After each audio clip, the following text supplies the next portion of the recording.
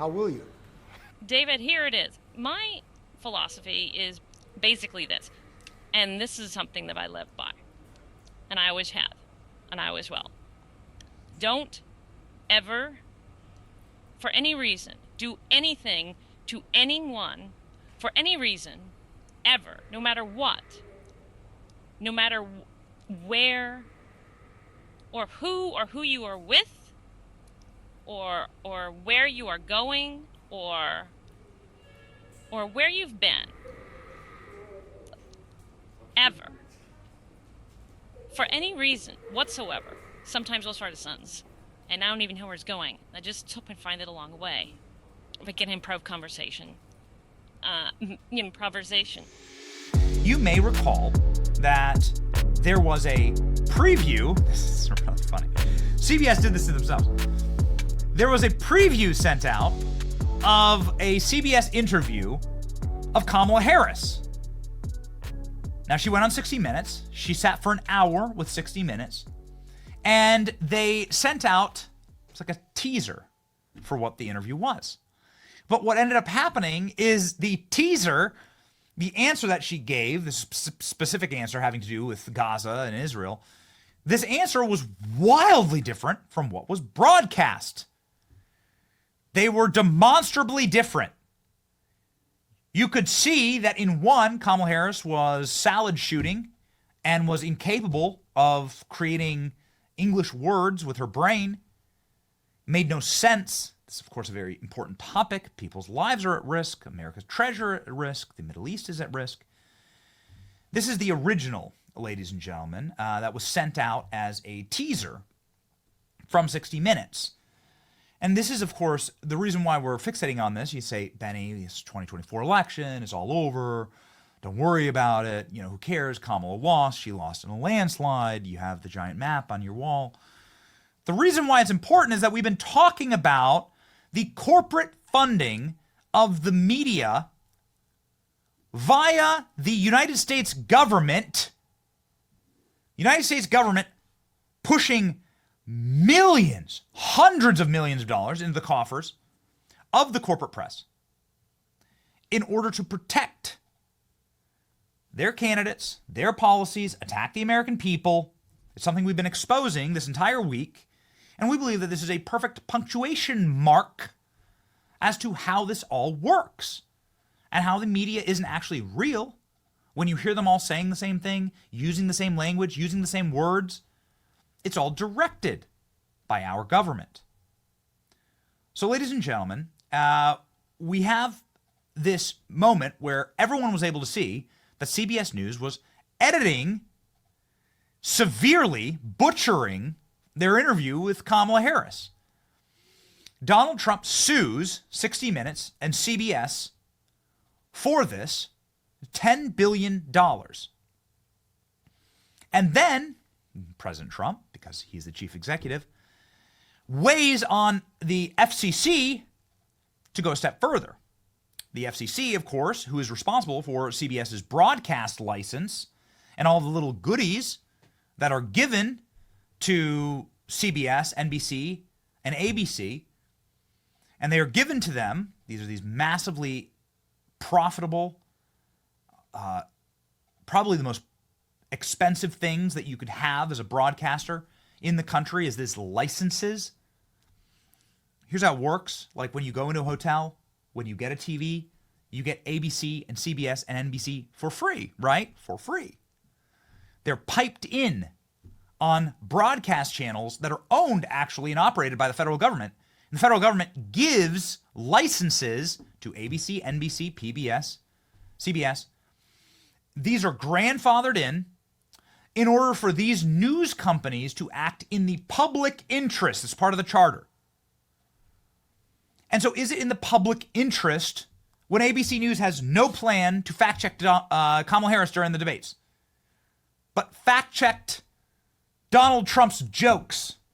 An important reminder. Here, ABC News had to settle a defamation lawsuit with Donald Trump for $15 million and apologize. ABC News literally funded President Trump's presidential library. This money is going to go to the fake news wing of the presidential library for Donald Trump. Is that in the public interest? No. This was George Stephanopoulos, straight news anchor, saying that Donald Trump's a convicted rapist. Nope, he's not. There's so many other instances of the broadcast channels that get these special privileges. You know, guys like us have to actually build and work and scrape and scrap and grind and create. All these other people are just lavished by the federal government. It shouldn't be that way.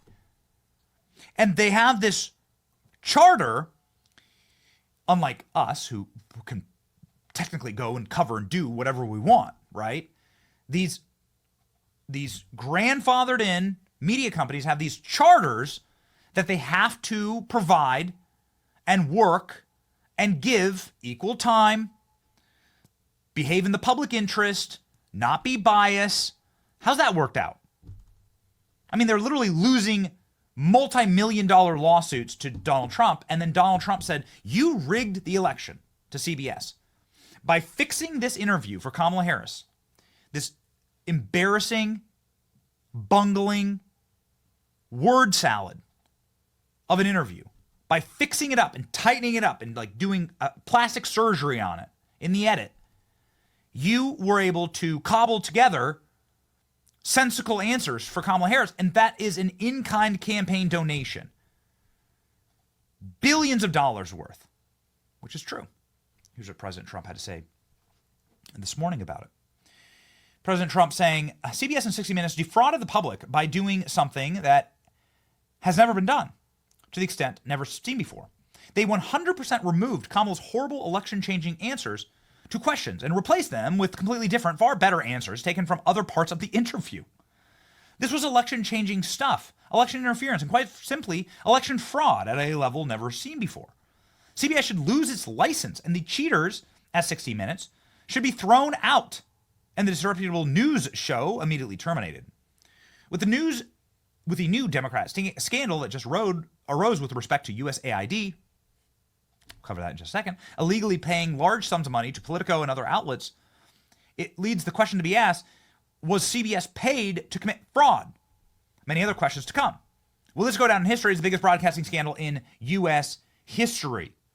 Pivoting very quickly over to our reporting on the massive payola that's going on between the feds and media outlets. The rabbit hole goes so much deeper than even we thought. Our reporting yesterday uncovered that the payroll is not only just Politico, which we covered on the show yesterday, but also 6,200 journalists and 707 news outlets around the world in 30 different nations got funding from USAID, including, like one that you would know, the BBC got $3.3 million. Bill Gates gave BBC $20 million. What's that about? What the hell is going on? Here's what we were able to uncover in just a short search. This is not the totality of the numbers given, ladies and gentlemen. Politico, we reported yesterday, received $8 million. We were utterly wrong, and we apologize. It's actually $34.3 million stolen from you to go directly into funding the attacks on the MAGA movement, which Politico has done dutifully for 10 years. The shocking and staggering increase in Politico's funding from the feds came after they dutifully laundered fake news to the American public about the Hunter Biden laptop scandal to help the Biden campaign. As evidenced yesterday, we have the emails. The emails state that the intel experts were colluding together to create a cluster cell to rig the election for Joe Biden. And Politico published, and it's still up to this very day, intel experts call the Hunter Biden laptop story hallmarks of Russian disinformation. Well, Politico got a shocking increase in their funding. You can put Killer Klein just had it up on screen. You can see this is pretty amazing how quickly their funding from the feds skyrocketed as soon as they started laundering disinformation for the federal government against Trump and to help out the superstate. The New York Times received $50 million from various government sources, including a staggering $26 million from Health and Human Services. Why would that be? What is HHS doing paying the New York Times nearly $27 million? Somebody explain that? In what universe can you say that you are an independent news outlet when you are receiving these bags of cash from the federal government? These are barges of cash that have been airdropped onto news outlets that are supposed to be independent.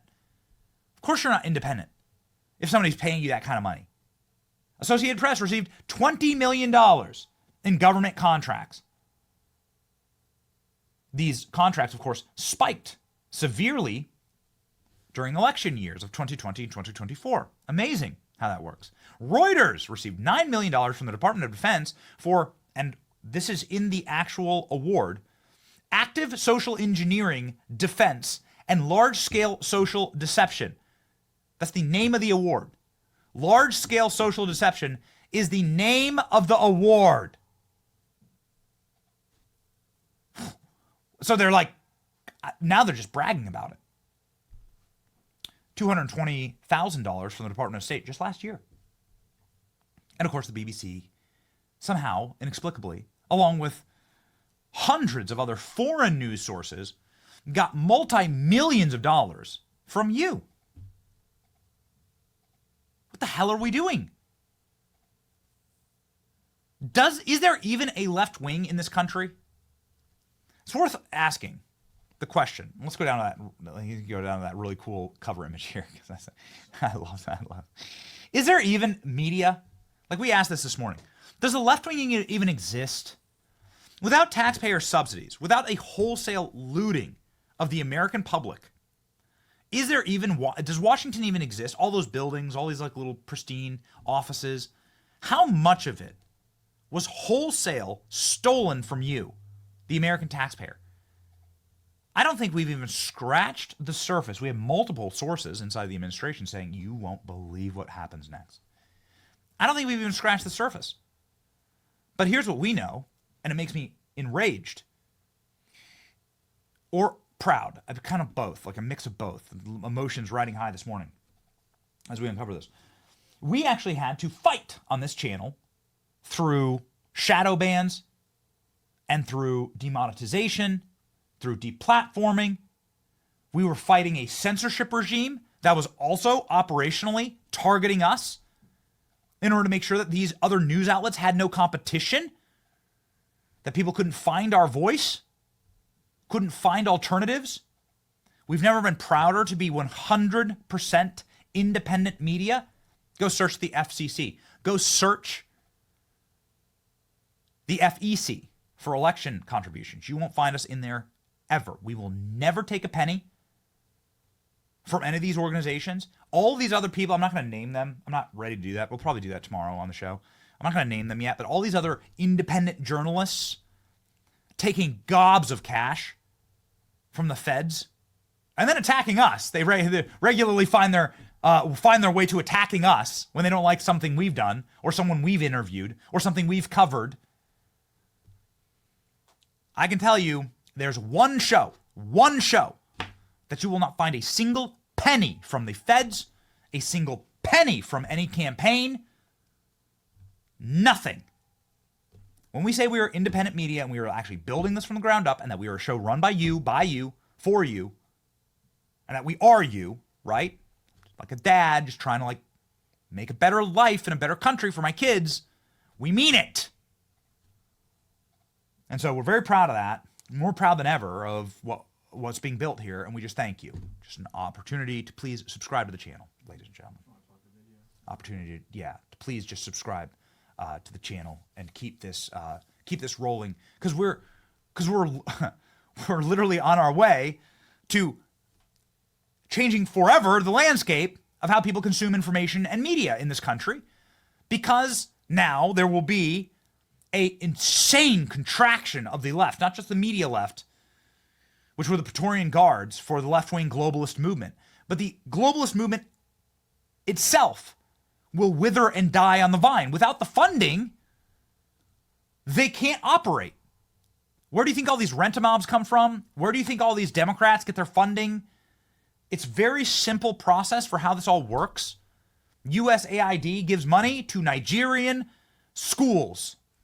That money never even leaves the country, never even gets to Nigeria, doesn't even scratch this. Like, it's not even, was never even intended to go to Nigeria. It stays right there in Washington, D.C., goes into a shady series of nonprofits and NGOs, and eventually winds up funding the door knockers for the left-wing candidate they need to win in the swing district. That's how it works. And then if you ever attacked that, there were all these media organs that were there to call you fake news or to fact check you or to demonetize you or to take you offline. We were living in the Truman Show. We were living in a fake world. It was all fake. It's all coming crashing down as every single corrupted institution eventually does. Eventually it topples. It becomes so top-heavy and so corrupt that it breaks and collapses in on itself. And that's what you're seeing right now.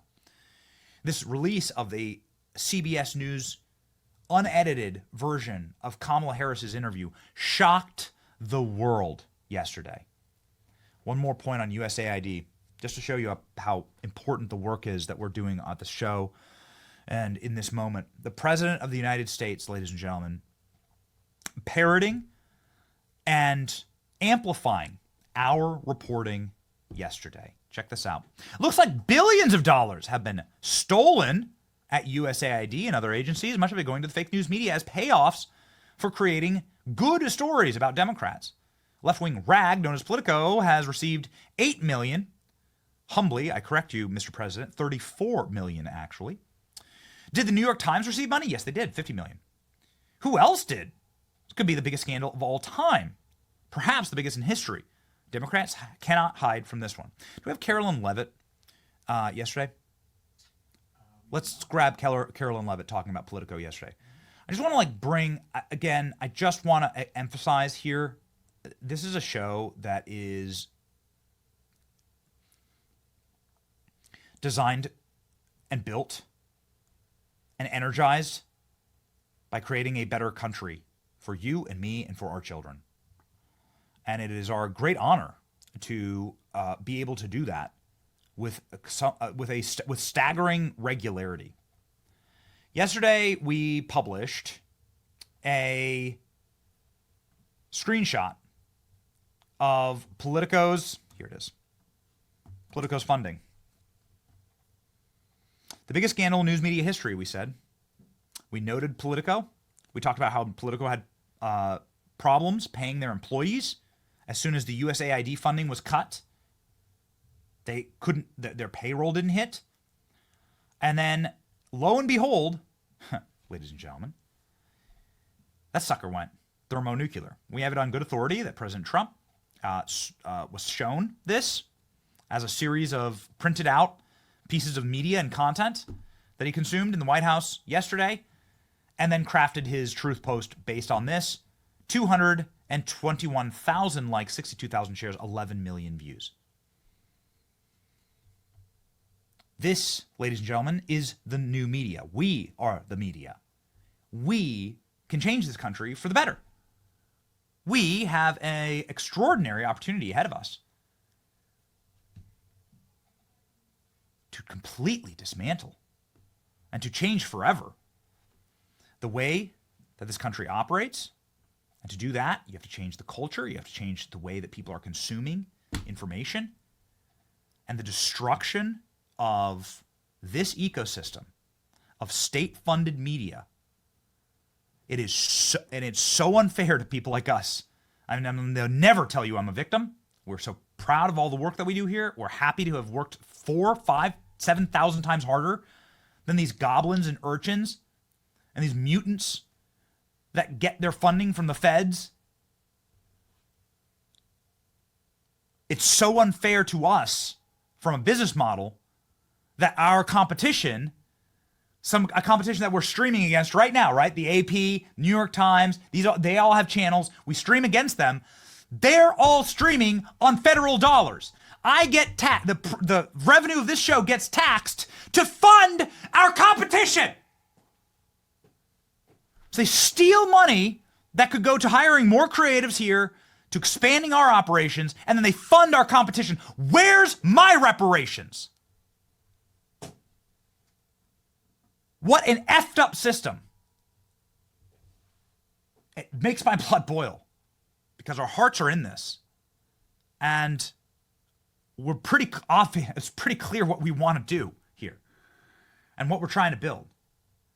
And over the last 4 years, we've built this show, and every single hurdle that's been put up here has been put up by our competition and our enemies using the state to attack their competition, which is definitionally fascism. It is fascistic to use the power of the state to impoverish us, to deplatform us, to censor us, to steal our money at gunpoint, which is what taxes are. Don't pay your taxes, go to jail, lose everything. They steal my taxes, they steal the revenue from this program, and they fork it over to our enemies, to our competition, who then turn around and write hit pieces on us. How many times has Politico written a hit piece on us? How many times has New York Times written a hit piece on this program and what we do? And it's funded by us? I was funding it the whole time?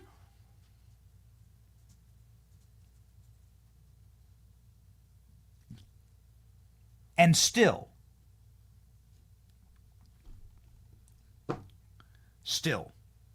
we destroy them every single day. And still, it's like shadow boxing. Because there is no substitute for authenticity. There is no substitute for truth. Reality is the undisputed world champion. And ladies and gentlemen, we are on the side of truth and reality. We are on the side of authenticity and actually saving this country. And we have a real audience. They don't. And so the moment you pull that one Jenga piece from the bottom of the stack, the whole thing comes toppling down. And that's what we're facing right now. And it's just, we feel incredibly blessed by our Lord and Savior at this exact moment to have been able to fight through all of this. And now we're on the winning side. And now it's time to go in for the kill, ladies and gentlemen.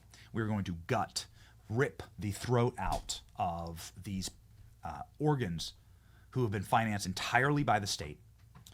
To come for us, the hunters will become the hunted. So we're very, very proud that President Trump's checking out our reporting in the White House. And from the White House dais yesterday. Oh, we were screaming when this happened. Here's Carolyn Levitt calling out Politico to their faces yesterday, being like, oh, really? That's very interesting. Your funding's gone. Yes.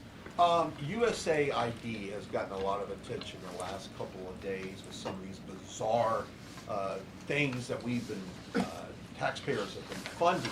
Mm-hmm. Now it looks like there are a couple media outlets that have been dragged into this conversation as far as USAID funding as well. Does the President have any comment on that? So upon coming out here to the briefing room, I was made aware of the funding from USAID to media outlets, including Politico, who I know has a seat in this room. And I can confirm that the more than 8 million taxpayer dollars that have gone to essentially subsidizing subscriptions to Politico on the American taxpayers' dime will no longer be happening. The DOJ team is working on canceling those payments now. Again, this is a whole of government effort to ensure that we are going line by line when it comes to the federal government's books. And this president and his team are making decisions across the board on, do these receipts serve the interests of the American people? Is this a good use of the American taxpayers' money? If it is not, that funding will no longer be sent abroad, and American taxpayers will see significant savings because of that effort. So proud to be in this fight with you. You. Love. The chat. Hearts out to you. Ladies and gentlemen, on our program, just last week, the chairman of the FCC was on saying this is illegal, what these broadcasters are doing. I control the licenses for these broadcasters as the FCC chairman, and there's going to be some major changes. And lo and behold, you heard it here on this show first, Brendan Carr, the chairman of the FCC, put this up yesterday afternoon. CBS provided the FCC with an unredacted video and transcript of VP Harris's 60-minute interview. based on the FCC's review of the news distortion complaint. This is the complaint via President Trump's campaign. CBS did not ask for confidential or non-public treatment of these materials. Given the value of the transparency, the public interest here, the FCC has taken two actions. The FCC is making the materials public and available. The FCC has concluded that the establishing a docket seeking comment on the issue and raise the complaint to serve the public interest. People will have a chance to weigh in. And then they released the full, unedited Kamala Harris interview. Ladies and gentlemen, it's not good. It's not great. Let's begin by establishing the fact that CBS, in multiple material instances, changed Kamala's answers. They just changed it. They actually spliced together answers from other parts of the interview and just manipulated the entire damn thing. None of it's real. It's all fake. Everything's fake. USAID is fake. News companies that you think are powerful are fake. There's no authenticity, no audience, no revenue, nothing. It's all fake. All of it's gone. You are living in a different country right now than you've lived in for the past 30 years. It's a new America. We're ripping down the facade. None of it's been real. You're going to see what the real movement, what the real left actually is, which is a bunch of like dying, decaying old media companies that have no actual audience. Without the federal government propping it all up and subsidizing it, it doesn't exist. It's Fugazi. It's not real. The leftist movements aren't real either. The country is probably we're probably 70% of the country. Sure, I mean, obviously I will admit that psychotic, overly medicated cat ladies do exist. Unhappy cat lady moms addicted to the box of wine in their fridge, those exist. But they're not the majority. It's probably a 70-30 country when you get rid of all the Fed dollars psyoping the American people. And this is a great first step, all right? Ladies and gentlemen, this is a great first step. Jesse Waters did an excellent breakdown yesterday of the back and forth and everything that was changed in these interviews. Let's begin with some of the reporting off the top. Let's go. They talked for an hour and left a lot out. Here's an answer that never made air. Watch. I'm trying to understand how it is that with this emphasis on the border, the numbers of crossings quadrupled under the first 3 years of the Biden-Harris administration. How did that happen? There are a variety of factors that relate to what we have seen globally and what we are not immune from at our own border in terms of what we have seen in terms of surge of immigration and irregular migration. And there are solutions at hand, but we've got to have leaders who are solution-oriented, which we've been and are. It's not real. It's not a real answer. It's not English. That doesn't make any sense. We need to be solutions at the border. That's what we have been and what we are. That's not functional English. It continues, ladies and gentlemen. Here we go. Kamala on giveaway policies. Let's go. CBS also cut out their host pressing Kamala on how she's going to pay for all of her giveaways. If all of this makes so much sense, why has this not been done? You're dealing with a Congress that is divided, that many are in opposition to not only you but your policies. So how are you going to make this come true? Bill, if I approached my life as though, well, it's never been done before, therefore it cannot be done, I wouldn't be sitting here in this interview with you. That's the truth.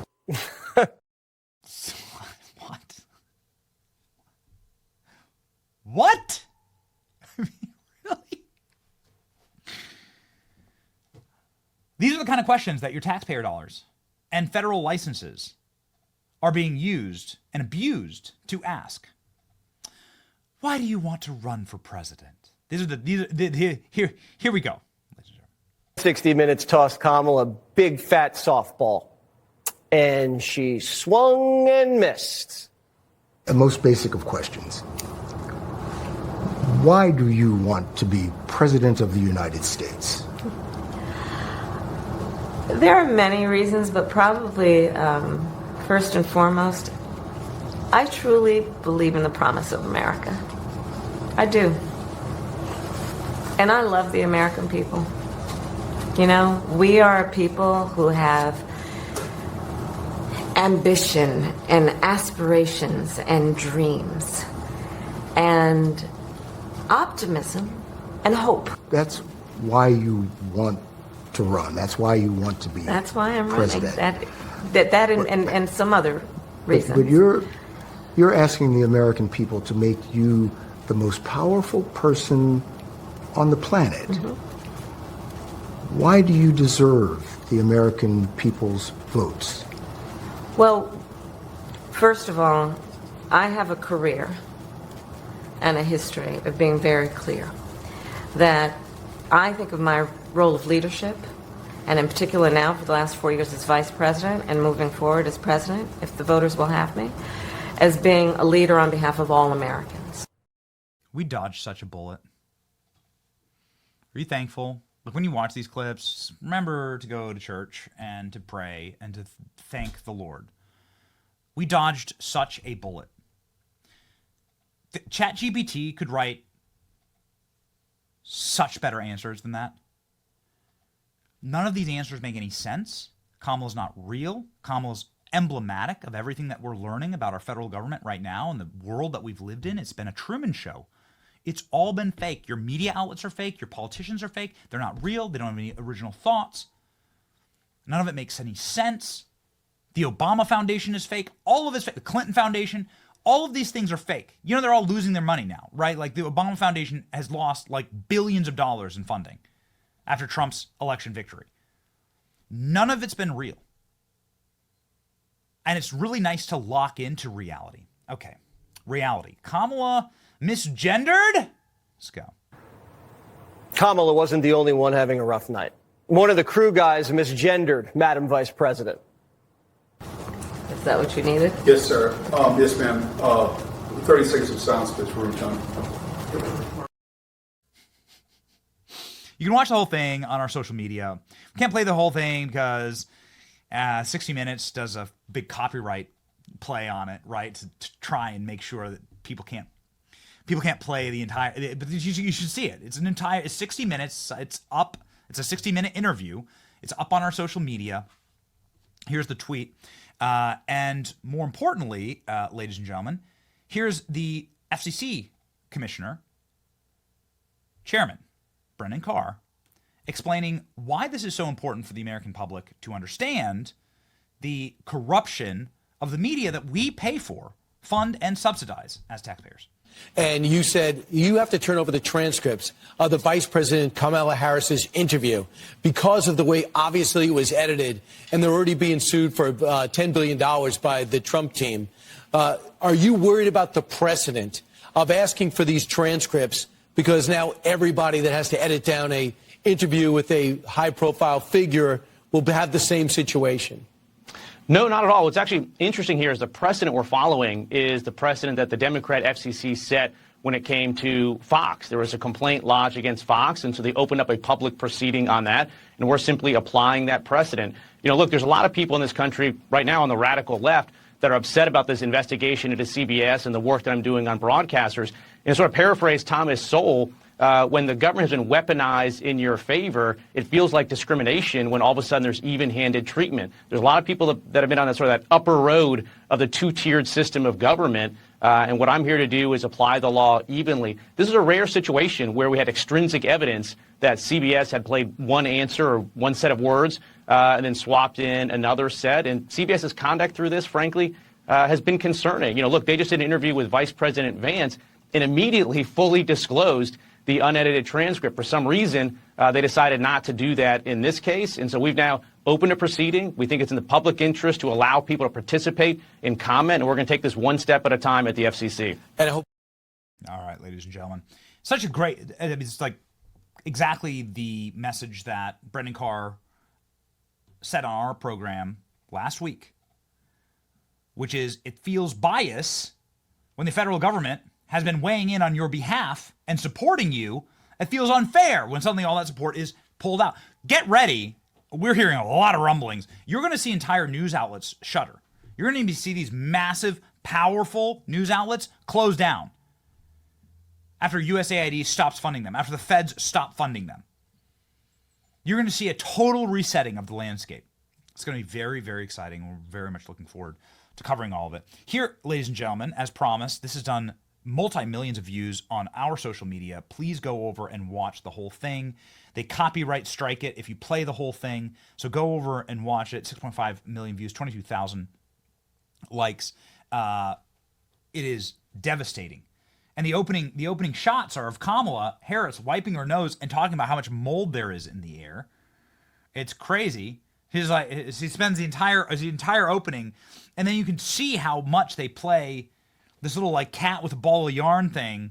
The reporter and her are like tee-hee-heeing back and forth. It's not a real. They're not real journalists. They're not real reporters. It's propaganda. It's propaganda. It's all fake. Listen to this. Mold is up. You know that mold is at an all-time high today, which is the one thing I am allergic to. Yeah. Okay. Pollen is down. Mold is up. Mold is up. There you go. This is your federal government, ladies and gentlemen. They like a heartbeat away from the presidency, right here. The Democrat candidate for president without receiving a single vote. And yet they run into the streets and they scream, they shriek like demons that Elon Musk didn't receive a single vote. Right. Actually, he did. Like, the American people did know that Elon Musk and Doge would be a package deal. Same with RFK, same with Kash Patel, same with Pam Bondi, same with Tulsi Gabbard. We knew that was going to be a package deal. That is exactly what we voted for. This is exactly what we're voting for. Democrats shrieking in the streets. No press conferences after Lahaina burned down in Maui. No press conferences after Western North Carolina or Florida got battered and Americans died in hurricanes. No press conferences at all. No shrieking, no uniting, no marching for any of that. When those horrors are visited upon the American people, 100,000 deaths from fentanyl every year, nothing. Not a peep for Lake and Riley. Nothing.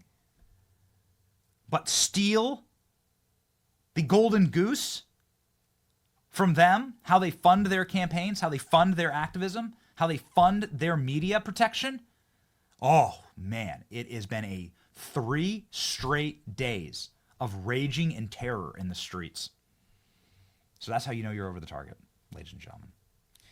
It's been exciting to be part of this, and Brendan Carr isn't done yet. Brendan Carr is going to be doing a full investigation into whether ABC, NBC, and CBS deserve to have their broadcast licenses stripped from them, along with defunding of NPR and PBS.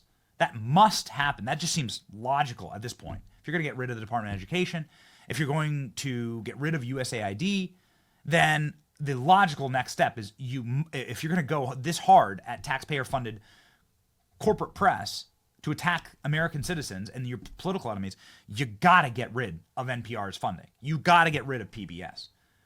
It's just the logical next step. Here's Brendan Carr on our program saying, get ready.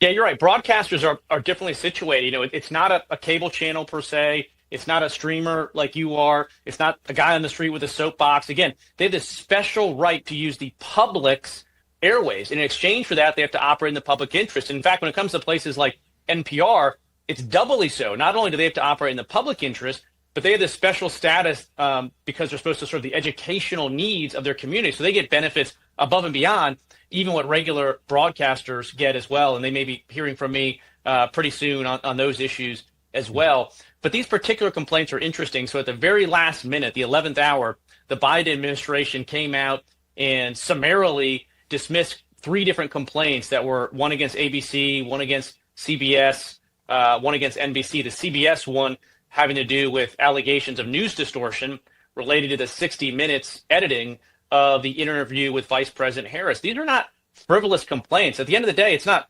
entirely clear to me where we're going to land on the merits of these complaints, but what it is clear to me is summarily dismissing them at the 11th hour was a mistake. And so we had the bureaus reverse those dismissals.